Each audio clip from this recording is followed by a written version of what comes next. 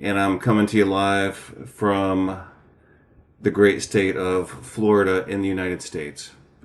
So let's look at this article that was just published recently on January 30th. It says this was published in an American news magazine of no real value, but really nothing has value anymore in terms of publications. And that's in a way that's a good thing that everyone's finally realizing that. A lot of times, for a long time, for example, people would say, "Oh, this was published in the New York Times," or "This was in Forbes," or whatever, and they would, because of the location of the publication, people would say, "Oh, well, it must be true," and therefore I don't have to go through the thought process of evaluating this.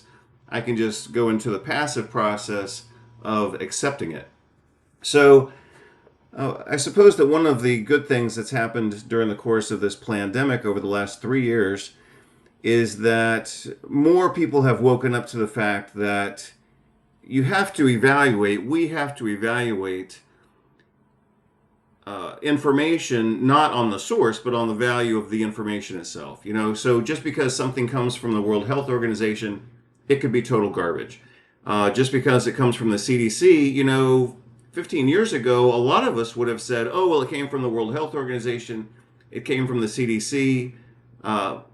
Presumably that means it's been vetted by experts, and so we have to kind of go along with it." Even though we might disagree with it, we would take the fault on ourselves typically, and we would say, again, speaking kind of spontaneously and generally, we would say, "Oh, well, I guess I don't understand this because I'm disagreeing with these experts, and so the fault must be mine because they're the experts." But I think now more and more people are aware that a lot of what gets published is just total garbage. So, when I was growing up, when I was a kid, I remember when I was like 16 years old, up until the time I was about 18 years old, like I wanted to understand what was going on in the world. So I actually had a subscription to Newsweek, as I recall, possibly also to Time.